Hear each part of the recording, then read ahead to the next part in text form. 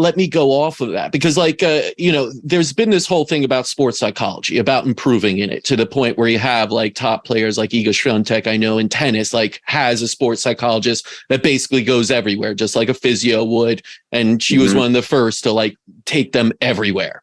Not one of the first, but make it a little bit more known, I would say. Is that happening throughout, let's say, professional sports, or at least where you could see it throughout professional hockey, where a lot of people are now really focusing on the psychological side of things? Yeah, I think there are definitely more and more people doing that. You know, I can only say right now, based on the environment that I'm in and the people that I'm surrounded with and how they're looking at life. They talk about all that kind of stuff, the environment and how, you know, what is your mind doing based on the environment? How does your mind affect everything? So I think that when I look around and how people are talking, I think there is a lot more awareness towards that. So I guess I don't really know how to say other than that.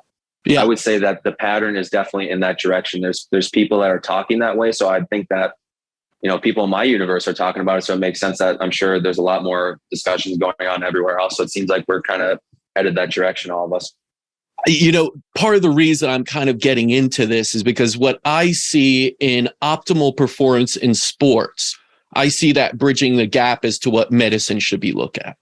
You know, if you want to be the best at what you do, you have to look at these things, not just the body itself, that you're like really strong, really fast, you know, resilient to injury and all these things, but your mental game is really strong, that you're psychologically all there, that you feel you have a purpose, right? You don't burn out after a few seasons because you're just not in the game anymore. And to me, that's the approach of body, mind, spirit, that we have to look at how top performers do that and apply that to healing and medicine. That's what we do at the clinic a lot, is really looking at not just your body, but the mind and spirit in a sense. And that's why I wanted to like get to that, because I love seeing, all right, you're a top performer in hockey.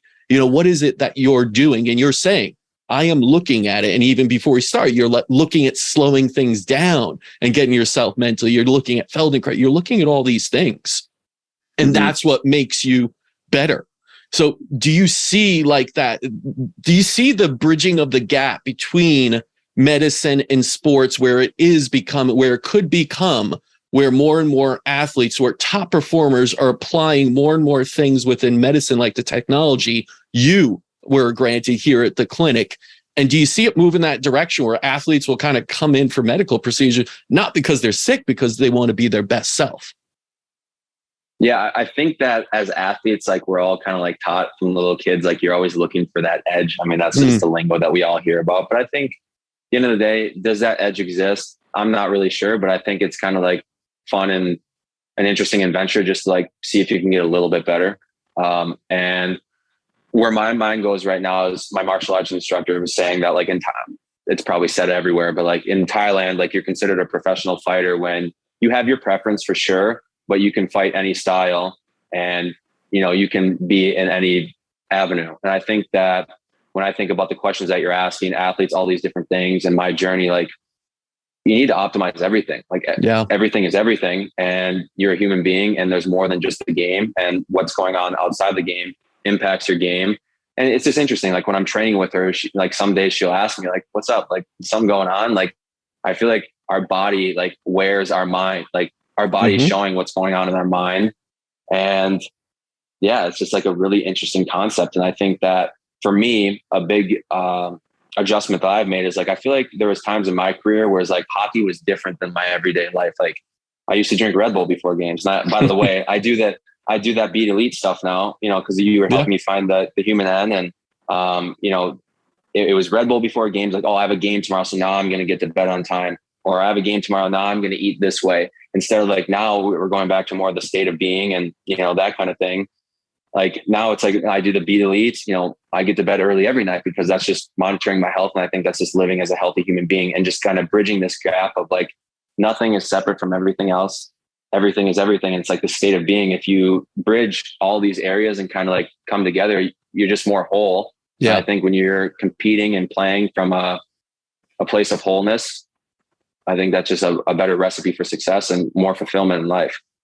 Yeah, that concept of like everything is everything. You got to look at it all. It's one I know we both really, really look at. I've talked about it. Like health is thousands of choices you make every day.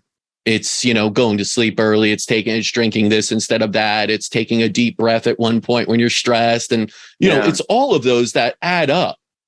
But so much of society is looking for like that one thing, right? It's looking for, and you try and find that like unique little something that's going to give you that edge, when in reality, like you said, it's all of that that's going to give you the edge. It's every single decision you're making.